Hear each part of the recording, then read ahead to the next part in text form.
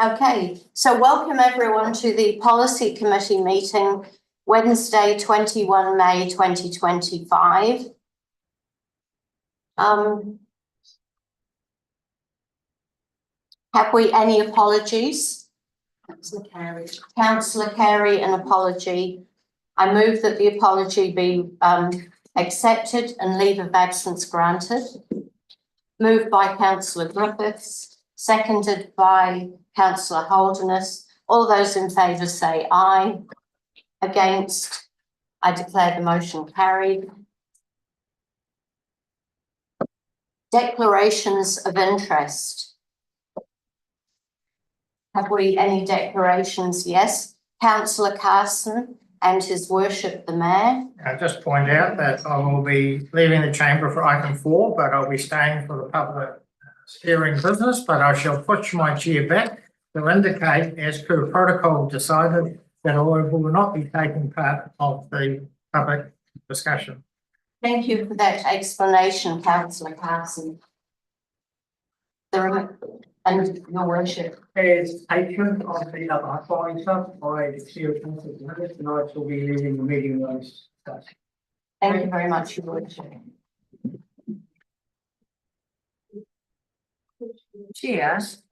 Yes, Councillor Swales. So with what Councillor Carson has said, per standing orders, it said he should remove himself, or shall or should, which is the reading in standing orders, shall or should.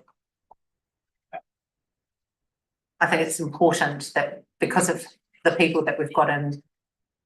So it says that the member should physically withdraw themselves from the table. Thank you. Unless the meeting is in public excluded, in which case they should leave the room.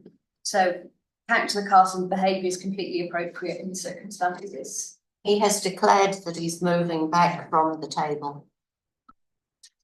Yep. So what would you qualify should move? I would say after what has just been read, that isn't sufficient. I believe it is sufficient. I would like it recorded that I don't think it is, please, in the minutes. Thank you very much. Can I just say, Chair, that is against protocol that has been discussed in a workshop, but never mind. Closed door workshop. Yeah, exactly, Councillor. So there are members of the public wishing to speak. And I have on my list Mrs. Fabian to talk first. Please come to the Zoom.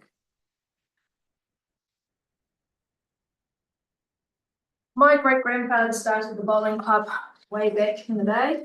There are many pictures of him rolling the first greens, standing with a cuppa and basically encouraging their club to grow. So what I'm about to say today has no bearing basically on whether I want it to continue or not, because whether it's moved to Maidstone Terraces, it's more about what is best for our community, which is why he started the bowling green back then, was because it was a good draw card for the community.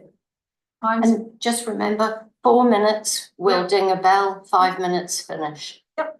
So the community back then was completely different to what it is now. We now have higher rates, we now have a bigger population, and so forth.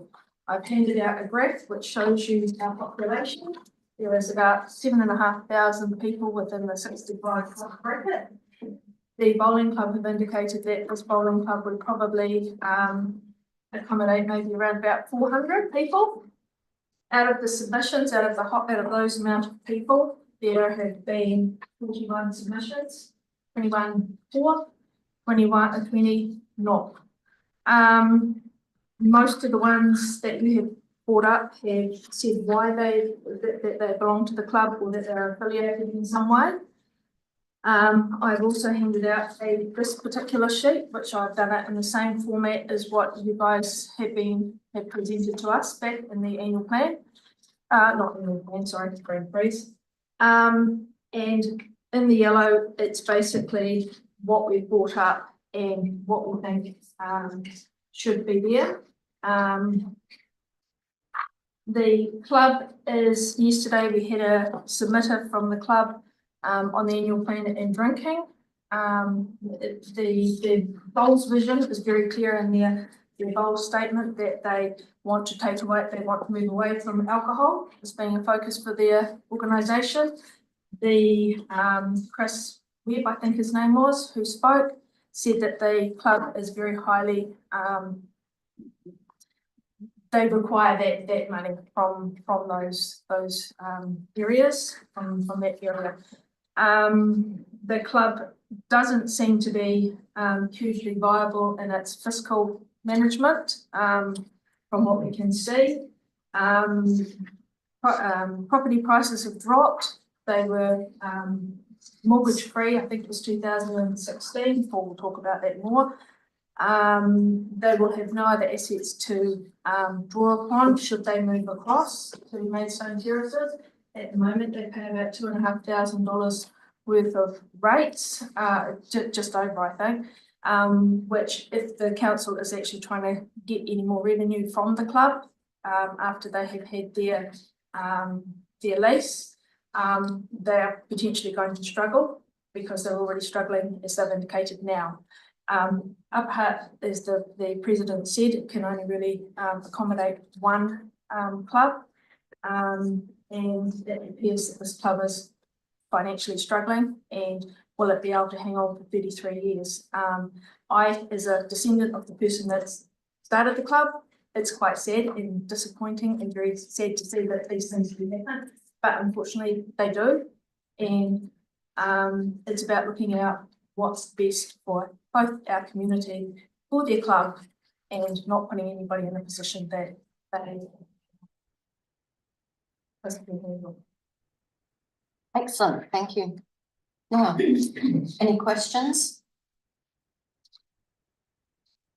No, there are no questions. Thank you very much. Mr. Fabian.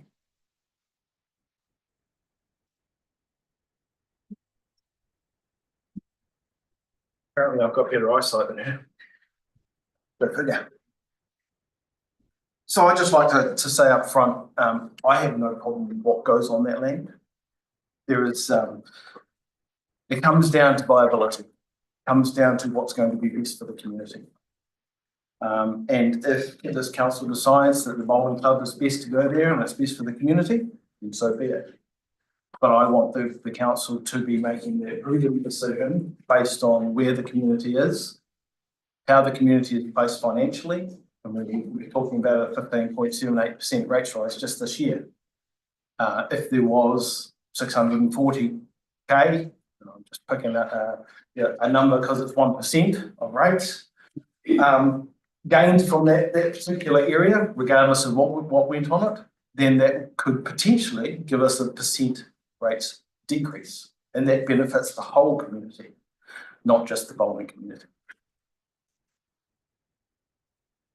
As Kate said, you know, that particular piece of land, Maidstone Terrace, has been talked about, the fact that it's worth $5.4 million. The bowling club have had an estimate market valuation of their particular land, and that's 5.5 million. Now, I don't think we're comparing apples with apples here. Apples with apples would take the CVs from both. Now, the CV on the Exchange Street land is about $1.7 million land only, and the CVs around it, Maidstone Terraces, based on Explorer, 5.83 million, based upon the report that came out, was 5.4. So if you extrapolated that out based on the difference between the market or the CV around the Exchange Street versus the market valuation that they have, you would put Maidstone Terraces land at between 13 and 15 million dollars. That's a big leap from 5.4 or 5.8. We are in a softening market from a real estate perspective. I hope if this goes through that the bowling club will be able to realise the premium rate that they're looking for that land. I'm not certain that would be the case. The other factor that I want council to consider is its own Housing Business Development Capacity Assessments Plan thingy, whatever you want to call it, the HBA. That states that between now and 2051, there needs to be 7,930 odd houses that need to be built. I don't necessarily think housing around there is going to be a good idea. It's very near to both industrial and to recreational, which in the report has said it's fully lit. However, it also states that there needs to be land to accommodate industrial and business, and that is going to be a challenge. It states that residential land should be okay, but the other is not. Now, due to the adjacency to industrial area, as well as recreational, the other option that council have is to look at industrial.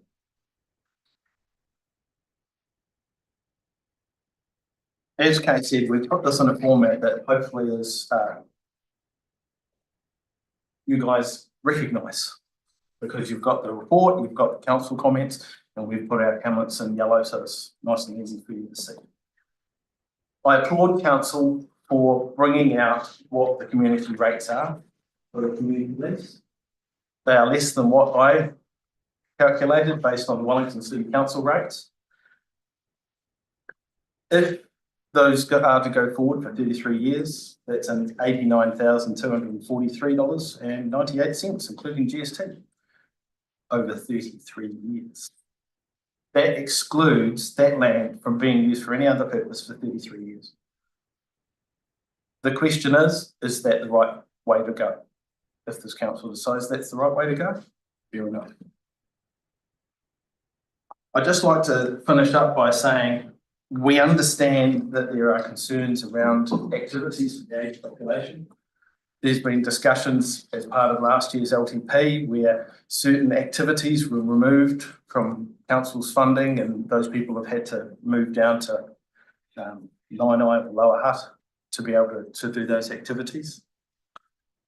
The club has indicated that, you know, with the covered area and extra green, they could accommodate around 400 members, and that's fantastic, wonderful. What happens to the other, what have I got here, 6,500 people over 65?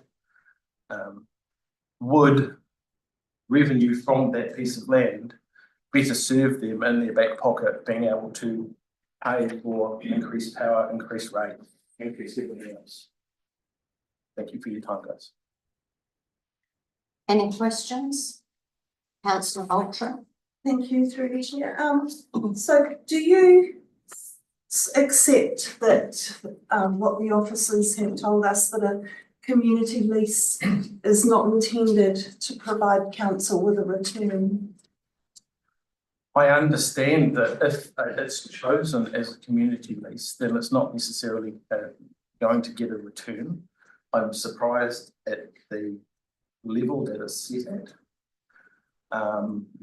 But I do believe in the current fiscal arena, and rates rise last year, rates rise this year. Admittedly, you guys have brought it down, but there's likely to be one extra also. We have to also look after the wider community and keep that in mind when making these decisions.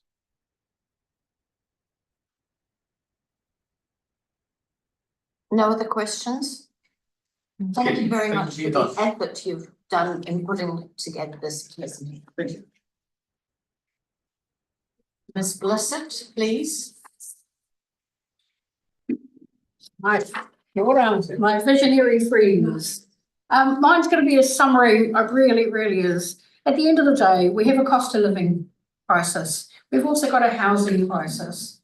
And I saw recently on the radio that, or the news, that Upper Hutt's growth is increasing and Wellington is decreasing. Now I have to wonder whether that's because people are migrating away from flood and sea levels, forcibly because of insurance and the cost of living there, not necessarily whether they believe it or not. Just also a recap that land was zoned for high density, and it does currently still have the infrastructure there because there were railway houses there. And I did say that I was only going to summarise really today, because at the end of the day, But just to support what's been said before, at the end of the day, it's just about having a really good, robust discussion and making sure that you're making the right decision in the long term too. But I did submit, and I don't know if it's tabled, I don't know if you've all seen it, some information that I discovered on the Community Land Trust. And it's in an outline about what a community land trust is, and I got in touch with Teresa Homan, and the Upper Hutt Housing Trust would actually qualify as a charitable organisation that could manage that. So you've got several options. You could lease affordable housing, you could sell and have it capped so that they can't sell it for more than a certain amount. And then you could mix it with mobile homes. There's a whole lot of options out there. And I realise it's just one of the many options that are available. And I just want you to just think about that as a potential when you're making your decisions. Anyway, so did you, I don't know, just to confirm that, did you all get the, oh, you did? We haven't received it. Thank you. Thank you very much. I figured you would, but I just thought I'd ask. Yeah, questions? Yes, councillor Ultra. Thank you.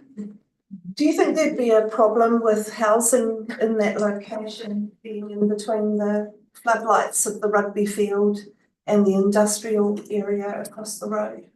I say no, because people who move in know that's I've parked up in industrial areas. There's people who live below the airport. I live by a railway track now, and I did when I was a child. I think it's one of those things where if you think about Brewtown and all of the houses around here, and I could hear the speedway where I used to live. So I think it's one of those things where it's not affecting a big enough population, and people know that before they move in.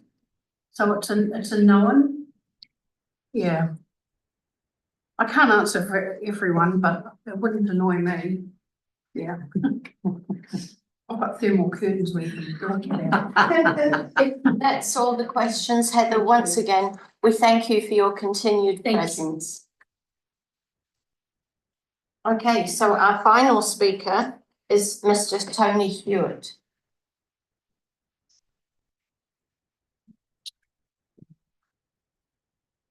Good afternoon. Obviously, I'm the president of the bowling club currently, and we just want to basically reiterate what happened in November when you voted to say that you would support this proposal. This all came about from the expressions of interest that was requested by council some time ago, 18 months or so ago, I guess. And the bowling club came up to the top of the list as the preferred option for that land. The land over there is obviously on the backside of Maidstone Park, and the bowling club would be a fit with the recreational use of that land. I believe in the past council's tried to sell the land and hasn't been able to do so, so it's still been sitting there empty. This is a proposal that would give the land some use. Wouldn't be affected by the fact that one side is park, one side is industrial. We would fit right into the landscape. The bowling club membership is, as Fabian tried to point out, is declining. Well, it's declining from the point of view of full-time members. It's certainly not declining in the casual membership. Casual membership is increasing all the time, and that's nationwide. Everybody seems to have far less time for full-time recreational activities, but they do have time for part-time. And this is where the casual part of it comes in, providing the facility that we're proposing, which is at least one covered green, will drag people in from all over the Wellington region. It'll drag in national events as well, because it's covered green, be able to use full-time, 24/7, 12 months of the year. So to say that it's only going to benefit 400 people is way off beam. The bowling club is not financially struggling. We certainly would be struggling if we have to stay where we are, because we'll have to reinforce the building under the latest earthquake standards. And that's the reason why we put in this EOQ and the EOI in the first place, was to alleviate that problem. it frees up all the land that we have in Exchange Street and uses a piece of land over here that's not currently being used. Bowls Wellington and Bowls New Zealand back this our plan, so we will be looking to use their expertise as well. The whole idea of Bowls Wellington is to have 4 covered greens, so currently 1 at Nainai, which is not what we propose to build. We propose to build something more similar to what they're building in Auckland at the moment. There's 3 or 4 covered greens in Auckland, which are 1 more economic and 2 far easier to maintain and utilise in far more favourable playing conditions. Silverstream and Stokes Valley are both been informed. The Silverstream Bowling Club and the Stokes Valley Bowling Club have both been informed of what our intentions are, with the idea of eventually combining into probably 1 major club, because to have smaller memberships is not the way to go. We need that little bit extra. They certainly are not against the proposal that we're putting forward to council. There won't be any cost to the ratepayers. You either have the land over here earning rates, or you have a high intensity industrial and residential area in Exchange Street dragging in rates. So there's very little cost to council. A lot of the other proposals that have been put forward by the negative submitters, I guess you'd call them, is going to cost council money. Gardens are going to cost council money. Caravan parks or motorhome parks are going to cost council money. Putting in more housing over this side will cost council money. So basically it boils down to the fact that we came to the top of the list as the expressions of interest. Council decided that yes, we would go with this, went out to public consultation. There was only 41 submissions, half of them were in favour, slightly less than half were against. Basically it's back to you guys, I guess, to decide whether you go with what you first decided or whether you change your mind and rescind that original decision. Thank you very much. Questions? Yes, councillor Griffiths, followed by councillor Ultra. I'll ask a few because I presume you can answer them all at once. When you're talking of a covered turf or a covered green, is it turf or grass? Covered carpet. Carpet. It's carpet, yeah. Grass, cool. And then that's lit. Sorry? And it's lit, like so it's. It'll be, yep, so it'll be lit, So yep, so it'll be 24 used, hours be able to be used at night as well, Yep, yep. so no greenkeeper. Basically no greenkeeper, you have someone who looks after it, makes sure it's. So one of the things that we've had conversations around, and we have a large turf, obviously, which we have to maintain. Long-term plans on maintenance and renewal. Yep, Yeah, so you built into a lease or into a. you do the same thing as you do now with a building, you depreciate it and you keep the funding going so that you can replace it. They should last at least 15 to 20 years if you look after the carpet. So it'd be a 20-year life. Perhaps the outside one that we have now has been there since 2012, I believe.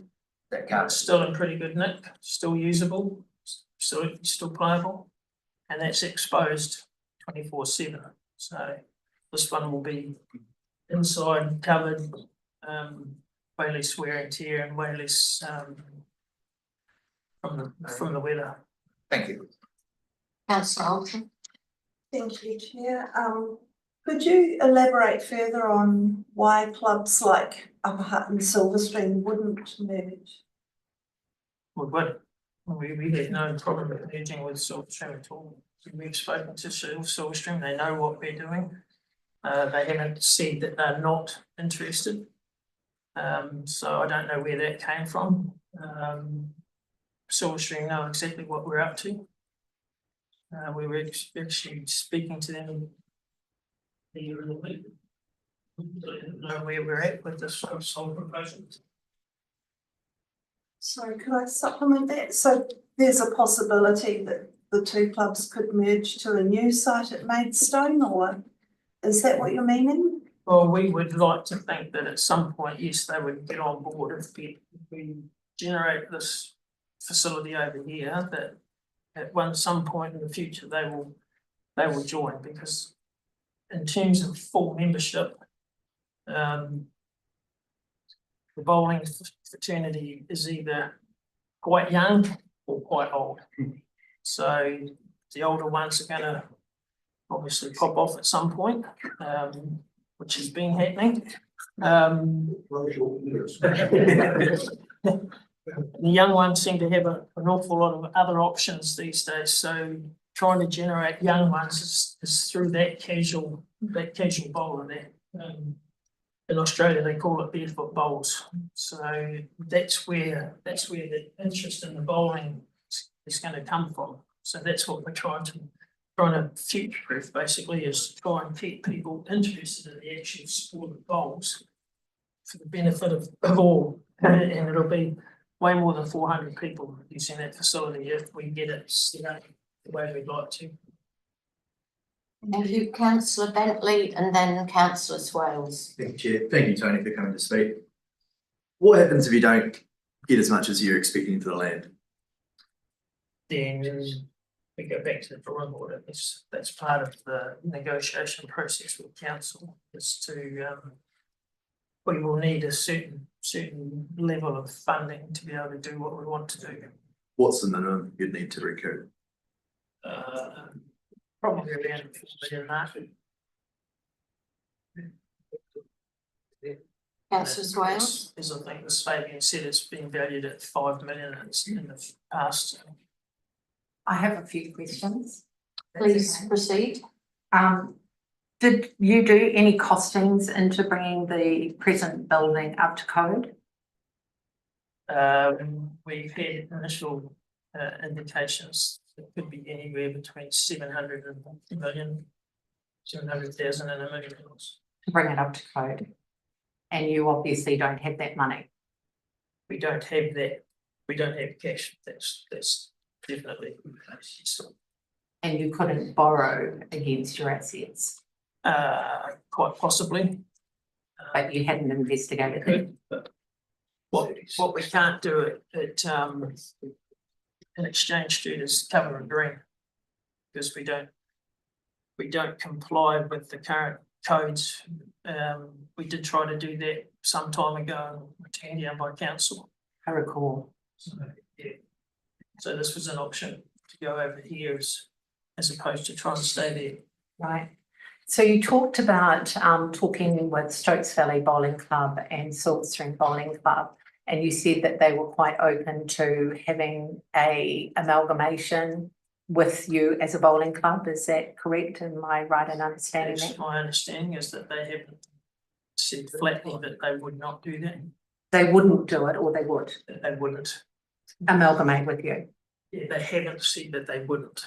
Okay. So we've kept them informed as to what we're Right. doing with the idea. I just want to be really, really clear, because they've just signed a 34-year lease with us as council. So have you thought about taking your plans and doing it at Silverstream if they are open to having that collective club agreement with you? I think if you tried to go to Silverstream, they'd end up in the same problem we had in Exchange Street. Which is? Not enough ground to have a covered green with the neighbours. Probably, so you've investigated that? Sorry? So you've investigated No, we that? haven't investigated that at all. So that's just an we're assumption. Basing on the fact that when we tried to do it, there wasn't enough land to cover the green the way it needs to be covered. And they're in a similar boat. Okay, these are just, With all the housing around them. okay, all right, so it's just an assumption. Yep. Okay, so some of the things that you've talked about when we did that survey that went back, it was actually more people were against it in that meeting than were actually for it. And I pulled it up from that meeting. And the other concern that they said, so it was 51.3% that said no. and it was under 50% that said yes. Councillor Wales, just pause for a second, please. We're at the 30-minute Oh, mark. thank you. I'd like to extend the time period set aside for public forum. Standing order 15.1 to extend the forum beyond 30 minutes, seconded by councillor Holderness. All those in favour say aye. Aye. Aye. Thank you.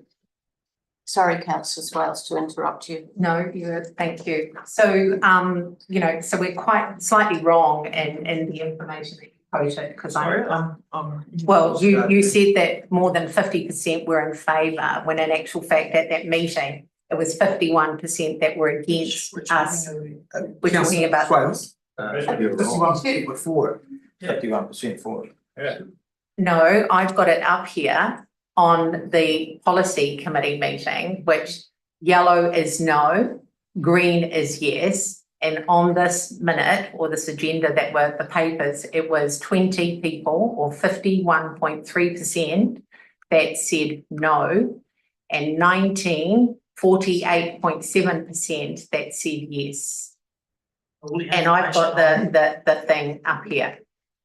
So I'm not sure what you're looking at, councillor Wheeler. We're not, Well, no, this is the paper Hold that it, was please. presented. we're asking questions. Yeah, of the so member of the I'm just public at the saying that moment. with reference to the paper there, one of the questions that came out of that was that there was a concern that you wanted a 33-year lease. Can you do it for less? This lease time, Yes. I suppose we can, so if there's an option to go forward, built into it. I don't want to go over there and then get told that the lease is gone and we've got to move again, so Okay. that would be a waste of. And my last question is, would you be relying on revenue from the bar or leasing your rooms to get a revenue in, which is what we were led to believe at a submission that was given to us on Tuesday, to actually meet your commitment of the lease arrangement with the council? The bar certainly helped. So the bar is one way of funding. If we get this facility up and running, we would expect to be able to generate considerably more income from actually using the facility as often as possible. And you're aware that we're looking at increasing the cost for licenses and special licensing for events? Yes, we are, yes. Okay, Which is. just Thank you, something that gets councillor passed Swales. on, basically. okay, thank you, Councillor Chair. Hammond. Yes, thank you, Chair. Tony, you're saying that you're increasing your casual, and can you give me the numbers of your full-time players and your casual players? Our full-time numbers have been somewhere around the 80 to 100. Women. But slowly dropping. Casual membership is based on casual bowlers. We currently run a Tuesday night casual bowler thing event, which is 48 people every night on a Tuesday night through the summertime. We'll be able to do that and more, get the facility up and running over here with cover.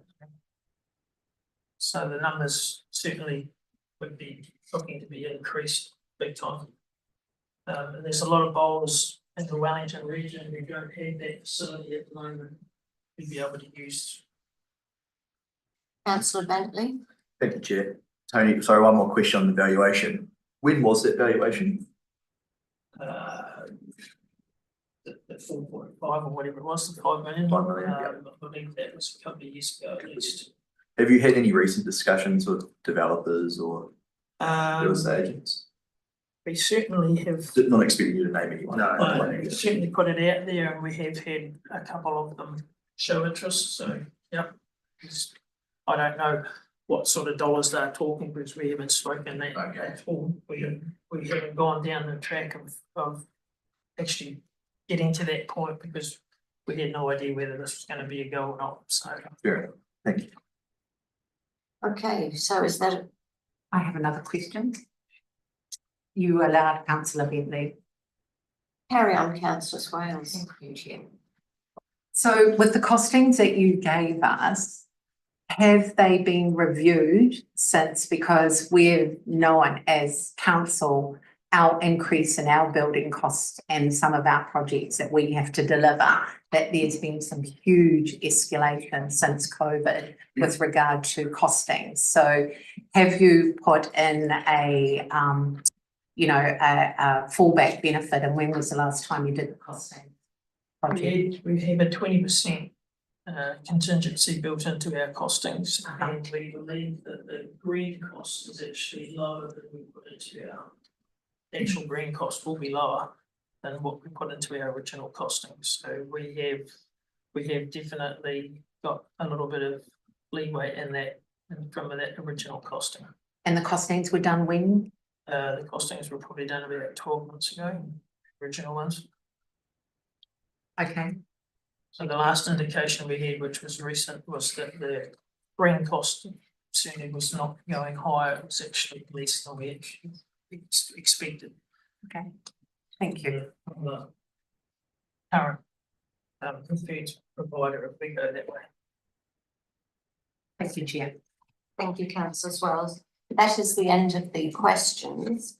So thank you very much. We'll move into a discussion now. So if members of the public wish to stay while we're having the discussion, you are very welcome.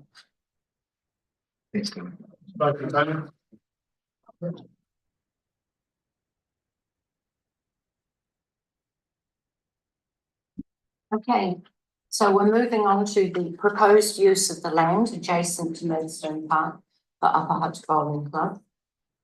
We have a report from the Group Manager of Community Services on page 4 of our agenda. So would the Group Manager of Community Services have any comments to make?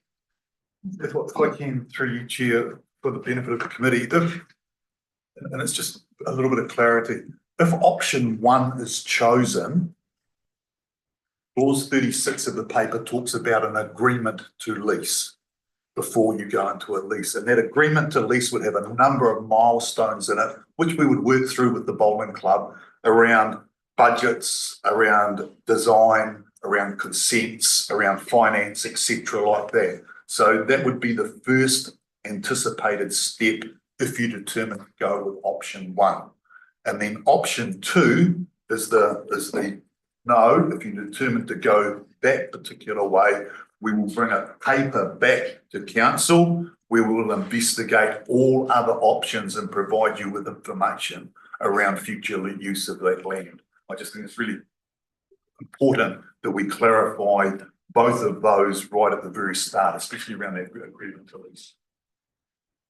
Councillor Bentley. Thank you, Chair. Director, would it be, Group Manager, sorry. Would it be possible to do that concurrently in terms of negotiate the agreement to lease, or enter into the agreement to lease, negotiate that lease, but then also, in case that doesn't go ahead, investigate the other options at the same time, so we don't lose 6 to 12 months? Through you, Chair, it would be possible, but I don't think personally that's sending the right message. We're either going to try this, and if for one reason or another the agreement to lease, but if council is directed as such, happy to do that.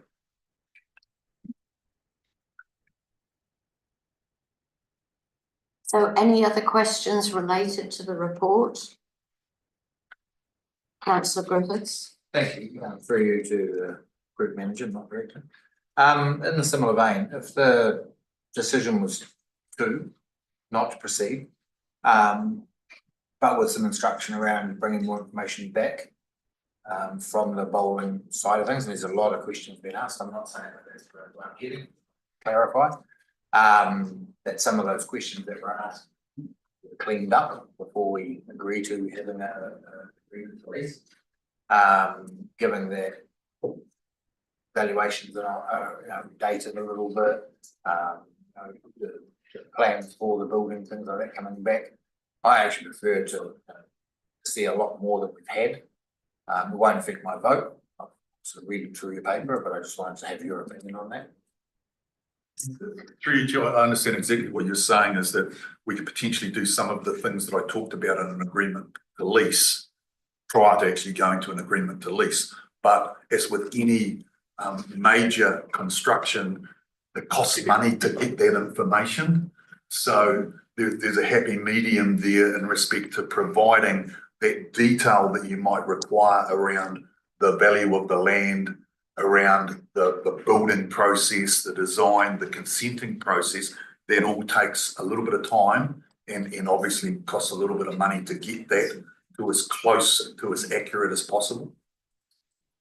Okay, then if you can tell me the timelines or the sort of the next steps, does it come back to council for a rubber stamp, or is this the go, you're now going to negotiate a agreement to lease, moving on to a lease, and then that's it done? So through you, Chair, would be the agreement to lease, which we would sit down with the bowling club and work through what that would look like with some milestones and some dates, and we would keep council appraised of how that was progressing. Yeah. Sorry, and then if I can, just for clarification. So this vote here today enables you to negotiate right the way through to completion, the lease and use of that land. There's no more steps of it coming back to council for another vote. No, that's Through you, Chair, but if council said they'd like to see the agreement to lease or just an FYI or something along those lines, that could certainly happen. Well, Councillor Bentley, is this a question? So, just to clarify, you said the agreement to lease won't come back, but the deed to lease would come back to council. Yeah, through you, Chair. So that would come back. Councillor Wheeler? So to reach for option 1 to proceed, the actual lease itself, would we have input as councillors into parts of that lease that you mentioned in the officer's comments that we could have in the lease? Is that possible, or would this be an operational thing only? Through the agreement to lease? Yes. The agreement to lease would be basically drafted up by a solicitor, which we'd probably do internally, and we would do it in consultation and engagement with the bowling club around dates, around times, around them providing plans, the consents about their finances, etc., like that, and expectations around when that would be provided and the values, etc. But if there was something missing out of there that we thought that should have been in there, do we have the ability to get that input into it? Usually that's an operational matter. Yeah, but you had mentioned it in here, in the officer's comments, the ability to, for instance, a traffic management plan could mitigate such impacts, if that be part of it, or would we have input if it wasn't involved in it? Would we have the ability to say, oh, you missed out that part? Wasn't anticipated, Chair, no. The agreement to lease would be, basically the decision here is bowling club option 1 or option 2. And if option 1, his officers would go away and then work with the bowling club around that agreement to lease and those milestones. Councillor Bentley, have you got another question? Yeah, thank you, Chair. To the director also, corporate manager also. Point 30, it says the current government value of the land is 5.4 million. I believe there was a market valuation done a couple years ago is that correct? Many years ago. Many years. Yes, not current. So The latest one was commercial activity. There was a rental valuation done. So the current local government, sorry, the valuation is that 5.4. That's the QV valuation. That's QV value. Thank you. Let's take Councillor Swales. Thank you. I've got a couple of questions. On page 10 to Mike. Right, so there's also a question on page 9. So under 11, the land in question was originally intended to be used to enhance recreational activities associated, but actually the original intention before we changed it to that was actually housing, wasn't it? We were going to sell it. Through the chair, it is residential Yeah, and it is under the district plan residential. yeah. And we did have it on the market. Yep. And I would hate to hazard when that was. It was a few years ago. It was. Okay. My other questions are now going to page 10, where you've got B and C, where the club is and will continue to be financially viable over the period of the lease. And I'm assuming you're talking about the 33-year lease, which is what they're asking for, right? And that the club membership is sustainable and will grow. What evidence do you have that you can actually put those two paragraphs together?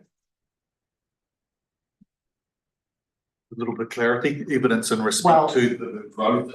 Yeah, when we've heard tonight that their growth is declining, right? So it makes me wonder, these two questions, what evidence do you have that they can sustain and the club's viability is not dependent on bar takings, which is D? Through your chair, is the New Zealand Bowls annual report of about a year, 2 years ago showed growth in the Maidstone bowls, the casual bowls usage, and younger bowls showed decline in memberships, which the clubs alluded to, but in some of those other activities, New Zealand Bowls is indicated that nationally they are areas that have increased. And has that been broken down to areas, districts, places like that, or is that just the national trend? Sorry. I think, Chair, it was broken down into Greater Wellington, but nothing more than that. So it was the Wellington region and other regions, but nothing into Upper Hutt or anything along those lines. But I would need to check that annual report again. Okay, all right. Just for clarity with you, Chair. So after the questions have been put to our two officers that are in the room, what is your intention then, to move the recommendations or before you and then vote, or are we going to have the ability to discuss before a vote is taken? We're going to take, if you all agree, we are going to take the recommendations separately. Yeah, which means that we will then vote and then the discussion will happen after. I would actually prefer then that if the questions are over, I would like to then have a discussion before we do that, because I think there are some things that we as elected people might like to say about this paper, because once the vote's done and then to have a discussion, because I don't have any more questions, but I certainly have a bit to say about this paper, Chair. So I just want to know what you're going to do. Yeah, well, first of all, we have to move that we receive the report. Yeah, and I can do that, yeah. And then, so are you going to move that? I'm happy to move that we receive the report.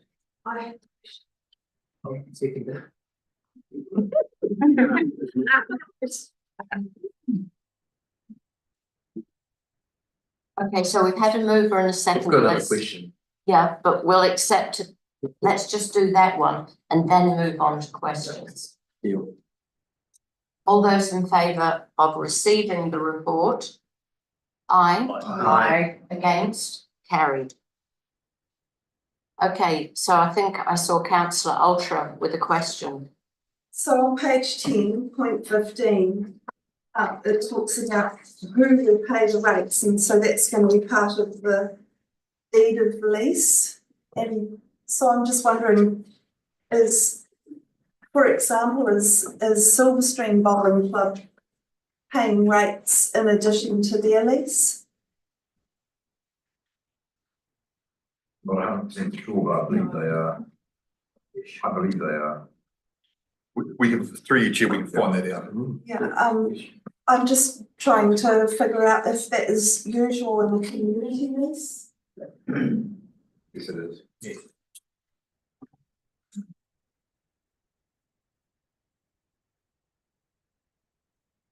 Councillor Wheeler, did you have a question? I thought you did. I second the motion. Councillor Griffiths. I have a bit of a sideways question. I just Googled whether or not, but lawn bowls was an Olympic event. Well, it's not an Olympic event, it did highlight something that is an Olympic event, which is special needs people bowls. Do you have any Yeah, but plans or anything with that? councillor Griffiths, Yeah, are you sorry. addressing the I'm director? asking the director, do you know if there's any plans to make sure that that happens? I am not sure of the intricacies of what the bowling club has planned for expansion and membership.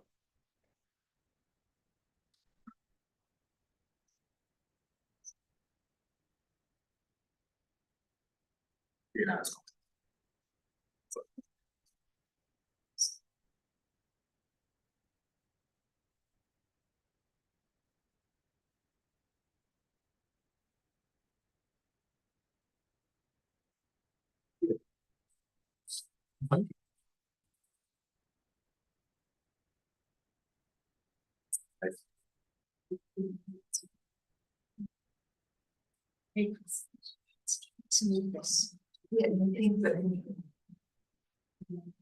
Okay, we're going to, we're going to move section B. Considering the matters raised in the submissions. Do we have a mover? Yeah. Councillor Holderness and a seconder, councillor Bentley. All those in favour? Aye. Against? It's carried. Are we discussing it?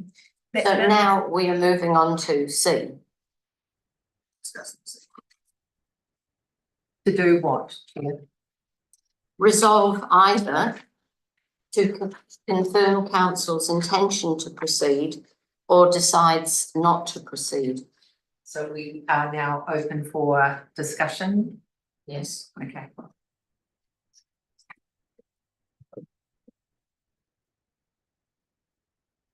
So councillor Swales? I just want to, I won't be voting for this. And the reason why I won't be voting for this, when we decided to look at doing some expressions of interest, our very first choice was a commercial entity, which was golf, to go on there, and they were going to be looking at it as a commercial entity. That way I could see, you know, a revenue coming in at the tight times where we have to make some decisions for our community. So, you know, to say that bowls was our first choice is actually wrong.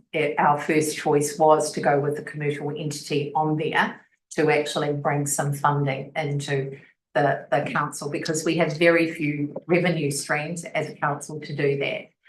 The other thing is that we know that when we look regionally around the region, we are in the enviable position that we could actually rezone that land as industrial and bring more investment into our community, which is something that I would certainly be open to having the discussion with the officers to bring back a paper. What would it take to actually redesignate that from residential to commercial? I think that it's a really good backdrop because across the road you've got commercial there. We know that people are looking for land that want to purchase. We've just celebrated the opening of an amazing investment in Alexander Park of several millions of dollars here, and that they're employing a lot of people. So for me, that is a far better return on our investment or our property, where we would be selling that and getting some money in. As it has been stated here tonight, even though you look at our 10-year plan and we're trying to come into a balanced budget and look at depreciation, I think that the best or the most prudent thing for us to do is to not go with recommendation 1, which is to lease the property. So I will be voting against. Thank you. Councillor Hammond? Yep, I support it. And these are my reasons. This is the best use of the land. Bowls are recreational. It will not upset industrial or commercial neighbour. There is no ratepayer money going into this. The Upper Hutt Bowls Club would have done their own due diligence as to whether they are a viable club. We are an ageing community, so bowls will be attractive. And we did have a majority of support, and that is in page 5 on paragraph 7, of my notes anyway. So that, to me, this is a win-win for Upper Hutt. Thank you.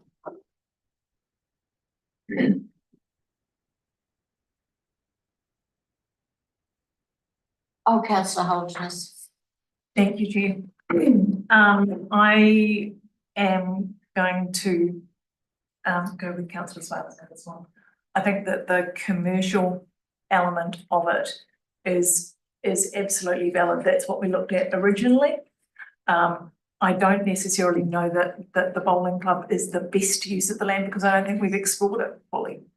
I think we need to, in order to ensure for ourselves that we understand what the best use of the land is, we need to direct the officers to go away and do a little bit more digging and come back with those alternative uses. So I'll be voting not.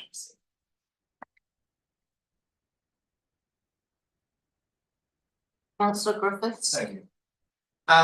Since I've been on council, I've been here 12 years, we've talked about something to do with this piece of land. I don't believe it's commercially viable to run a commercial sporting event of any kind on that land. We've investigated housing, we've investigated selling commercially, we've had some come to us. We've turned them all down. A lot of those reasons I think are around the fact that the land is ideally suited to a sporting and recreational event or something there. They've talked about putting extra soccer turfs on there. They've talked about swimming pools, zip lines, gondolas. We've talked about a lot of things that could possibly go on that land. The only thing I've seen come to any real volition is a bowling club. I personally don't bowl. I never have bowled. I don't really have any interest in bowling, but I do sport. I know a lot of older people who enjoy sport and they'd pretty quite enjoy going and have a go at bowl. Being an indoor and undercover, it makes it different, makes it usable in our environment. Our environment is friendly for bowling. It also frees up all the land that they've got tied up in coming to the street, tied up ready for rates gain for city. You know, release housing, it sorts a lot of the residential issues that they've had there in the past with lighting it, noise, alcohol, things like that now are all changing in our residential areas. And again, it suits that environment in that area. We've got a lot of noise, a lot of lights. We've got events all happening over there with Brewtown running its big events, and it's getting bigger and bigger and noisier and noisier. Yeah, so I actually didn't think I supported this until I read it more and more, and the more I read about it, the more I actually support it. Okay. Councillor Wheeler. Chair. I don't have a problem with bowls moving on to the vacant land at Maidstone Terrace. It's a recreational area. It's a good fit for Maidstone and would complement the park. The recreational area around Maidstone would be perfect for it to have bowls in that area. It also would be a positive spin-off with Exchange Street, with selling, you have more houses in Exchange Street. Having residential there, I think you'd have a major issue with reverse sensitivity from the industrial area, and I think we've already experienced that in the past. So I'll be voting to proceed. Anyone else? Councillor Bentley. Thank you, Chair. I've listened to the debate from both sides on this, and I've been tossing and turning, and I'm still tossing and turning a little bit. I do believe that a commercial venture would have been an ideal result here in terms of council diversifying its revenue streams to bring downwards pressure on the general rate take. I think I would have liked to have seen that option investigated more and fuller. However, I am aware that was investigated back in 2018 and the council at the time chucked it out because the valuation, the deal, well, it wasn't a good deal at the time. So yeah, we've denied on this and I'm still tossing and turning. However, I believe that it is a better location for the bowling club than where they are now. We do have an ageing population. And so I can see that side of it as well. So if you're after my opinion, I'm still deciding. Councillor Ultra. I just wanted to say that the reason I'll be supporting is because I can see that there are plenty of milestones that the club would have to meet as it goes through the process of the lease agreement. So there are still backstops to going through with anything that's, you know, going to fail. So yeah, I think we rely on those backstops. Okay, thank you very much. Councillor Griffiths. I just like You're going to, see number one. thank you very much. Seconded by councillor Wheeler. All those in favour say aye. Aye. Against? No, and I'd like it recorded.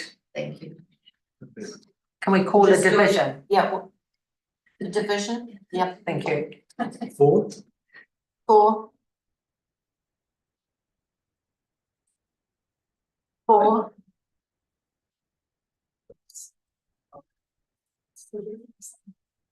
And against? So that's 4-3. So I'll vote with number 1.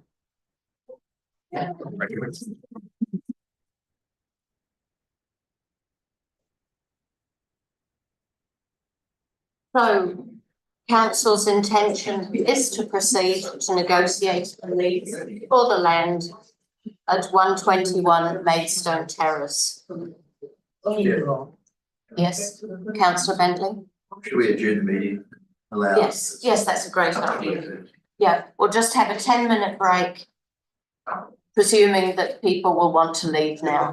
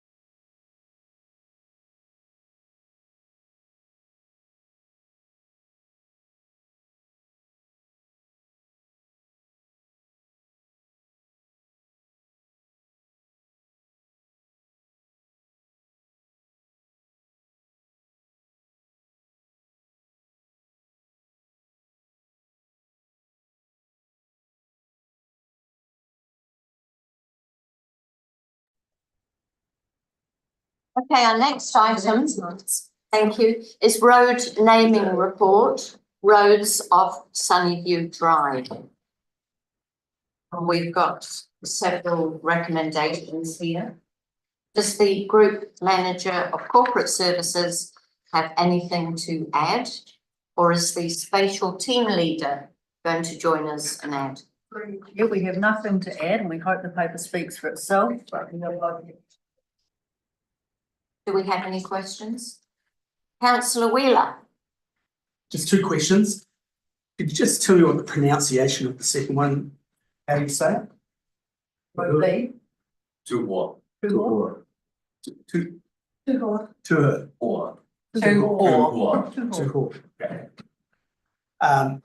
The other one is just on attachment, page 19, attachment 1. The new street Hakatea Lane, which I assume that's the big long one. Yeah. In the map here, you've got that, you're changing the name of the street. The numbers of, you've got 309, 307, so on. Will the numbers change?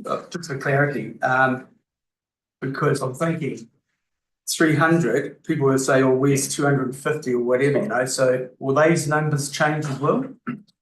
Yeah, spot on, yep, so those 300 and so numbers all the way through to the range, because it's 359, they all relate to the main road north addressing, which is where the issue is that we're trying to fix up. So when the naming of it, they all have addresses at the food.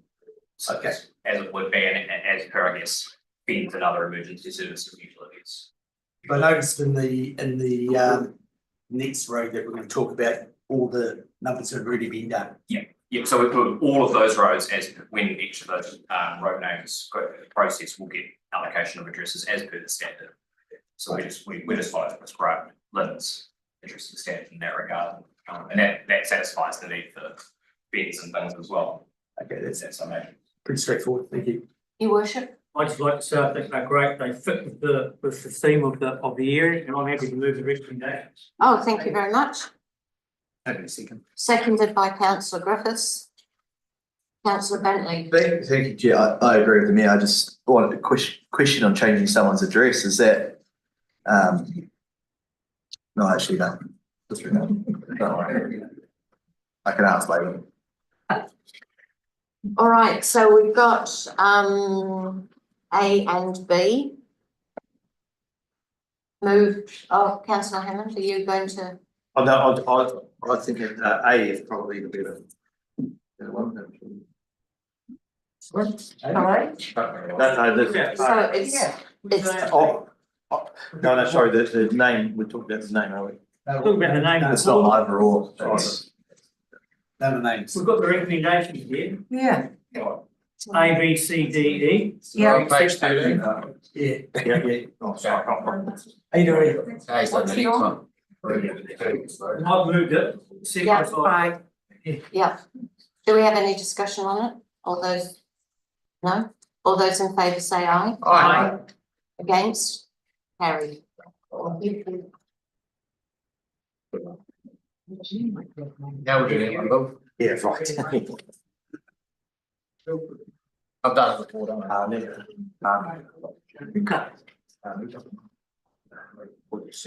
Okay, so our next one is page 24. And does anyone have any questions related to this report? Moved by councillor Bentley, seconded by councillor Griffiths. All those in favour say aye. Aye. Against? Carried. Good night. Well done. Few hours, I think. Now we're going to go to the update to the manual of policies. And there is an update to be taken by the group manager. Through yourself, yes, that's correct. I believe it's been circulated to you, sort of just a minor editorial oversight. In terms of the legislation that was referred to, or rather not referred to in the policy, and that's been circulated to your highlighted and read as well. So do we have any questions related to the report?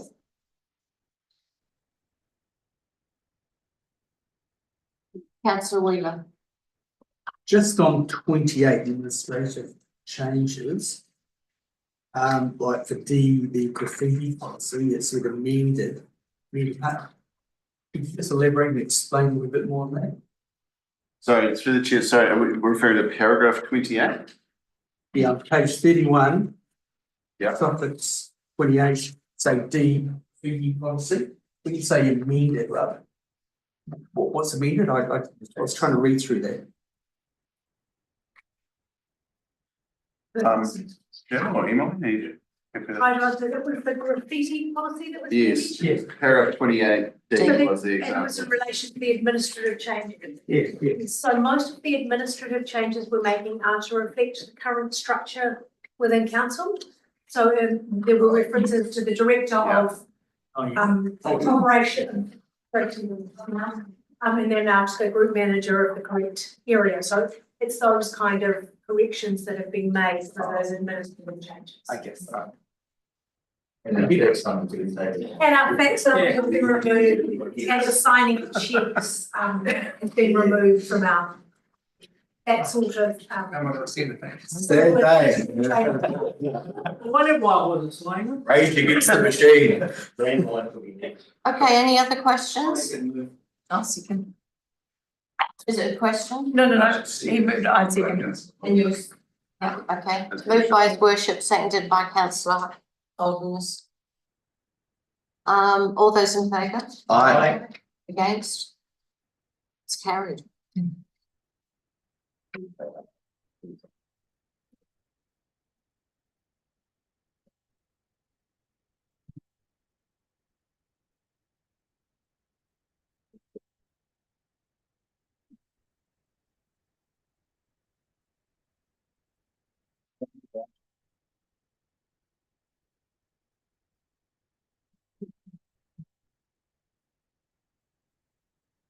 Okay, so group manager engagement strategy and planning, we have a report on page 63 of the agenda.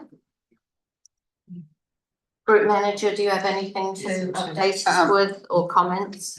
Just through yourself, Chair, not particularly, just to note that as you'll be aware, and I think as was mentioned earlier in the meeting, earlier in the week, submissions were heard in regard to the annual plan. And just one minor typo, I'd just like to point out and correct on the very last paragraph 23, it refers to the third quarter report as scheduled to be presented to the Finance and Performance Committee on 14th of May. That's actually 28th of May. Thank you. Any questions then? Councillor Wheeler, followed by Councillor Bentley. Just to the director, just on 5C, just with the 1 year extension on plan change 50, have we heard, has it been? Through the chair, we haven't had a decision on that as yet. It's still processing. Okay. And the other one is just on 16, more for clarification. 16 that mentions Silverstream Forest Development. Just for clarity, is that Guildford? Is that who we're talking? Through the chair, yes, that is correct. Councillor Bentley. On the same topic, do we have any great understanding yet of what council's role will be if that gets approved? Do we have I'm looking any clarity on how that process works? Through the chair, I don't think we have great clarity at this point, but we understand the process involves some consultation with us before an application is lodged. But then it is largely a council hands-off process. So it is managed by the EPA, completed by them, as far as we know, without any council involvement. Follow up? And so, am I right in thinking that resource consents and building consents? I don't believe that would include building consents. Okay. No, it's a resource management process, so it would be resource consents. Our right to collect development contributions wouldn't be hindered. I don't believe so, because we would be able to keep those at the building stage, so that would be safeguarded. Thank you. No other questions? Well, in that case, I'm going to move. Got a seconder, councillor Wheeler. That question I told you at the end on 23, quarterly report. I beg your pardon? There was a correction I made at the beginning, so it's the meeting that's occurring. Yeah, I guess so. So did I have a seconder for that?